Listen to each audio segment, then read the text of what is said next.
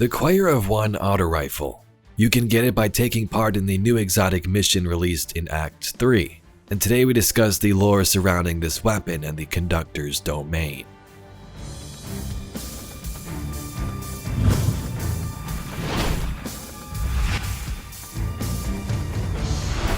Within the conductor's domain, the Guardian fights through Cabal forces as they pursue the mysteries of this strange realm. Inside the core of Nessus, where the radiolaria has been diverted since the beginning of this episode, we find Ishtar research stations, very reminiscent of the ones seen back in Destiny 1 on Venus.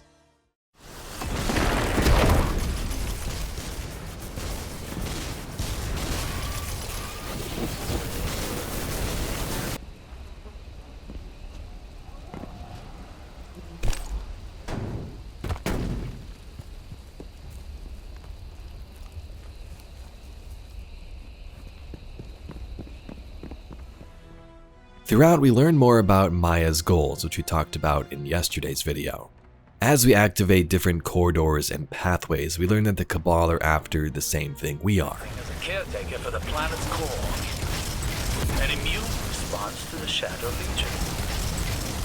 Intriguing. We have seen allies sublimated into the Vex network. It takes great strength of will to maintain a distinct identity within it. The Echo grants that strength of will. We have seen it firsthand in the Conductor's presence. And we've stopped Scion incursions into the Nessus Vex Collective before. The Shadow Legion wants the same thing we do. And the final boss is called Parados Coral Mind. Upon defeating it, you unlock the new Choir of One autorifle. The Vex Goblin waded into the lake of radiolaria with the same unerring purpose to which it approached all things. As directed, as designed. Its own mass of radiolaria crawled and coiled through its body like worms through the thick soil of Nessus. Its mind was elsewhere, the great roots of thought buried deep into it and every other Vex enslaved beneath it.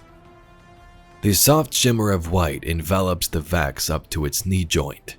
Then a hand reached out to it. The Vex felt a press against its cranium, a thumbprint, an activation code, biometric data. The radiolaria inside it lit up with activity and noise, burning through its metal body. Then, disarticulated, it trembled and fell apart, limbs unjoined, chassis cracked and curled.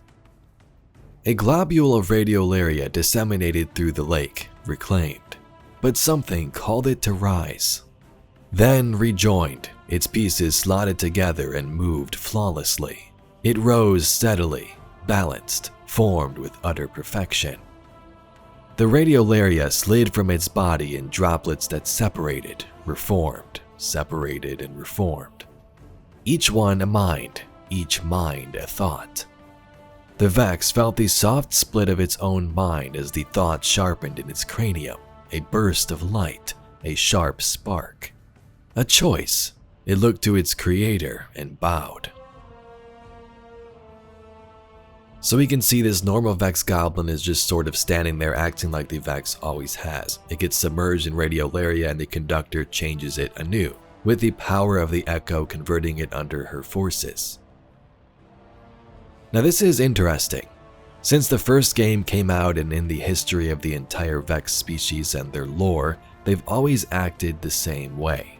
A collective consciousness built from tiny microorganisms that live within the radiolaria. So it's always been like this. Although you fight singular Vex units like a Goblin or a Hydra, they're all a part of the larger hive mind of consciousness that controls and directs actions. Essentially one giant entity.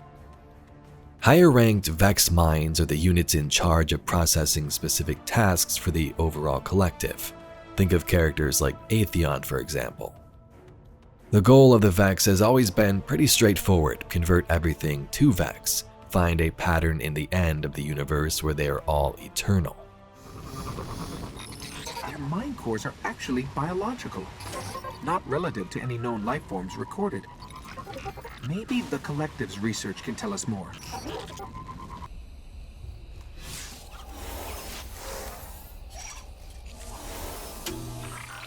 It's revivable. I'll see what they discovered here. The Vex share one mind across 1 million units. That's why they react so fast. Amazing. They can warp across star systems in an instant.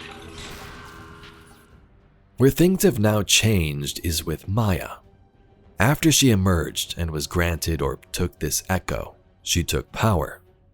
She says that strength rises from individuality, power from individual will. The witness failed because it was trying to be many merged into one. Her new Vex have this individuality, as the card said, have a choice. And if we take a look back at that isolated incidents card from earlier in this episode, we see some of the new Vex interactions.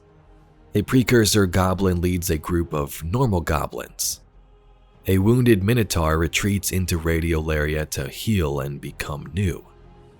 A laughing Vex, and even one that was trying to communicate with a guardian by waving its arm. So although the Vex we fight don't feel too different and might feel underwhelming when thinking about a new Vex episode that could totally change things around, story-wise, a lot has changed for them, and depending on where it goes from here, it could just be the beginning.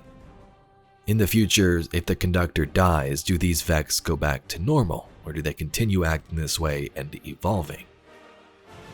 Sandaresh is creating pluralities within the Vex minds, instigating individuality within her collective. Until now, each Vex collective was guided by one mind, acting in unison. Maya has turned a collective into a community. It makes them unpredictable. Our tactics must change accordingly. The echoes containing dead civilizations was also touched on in the terminal with Tikal, a Kugu leader whose planet and species was destroyed by Hive and forces of darkness. Tikal is a voice that Sandaresh heard in the echo, so it'll be interesting to see if the other two echoes in the other two episodes have any other alien creatures that speak to Fikrul and the Hive sisters. Anyway, Guardians, that's all we got for today's video. If you'd like to see some more Destiny lore and mysteries just like it, please be sure to subscribe to the channel. I thank you very much for watching, and I'll catch you all in the next video.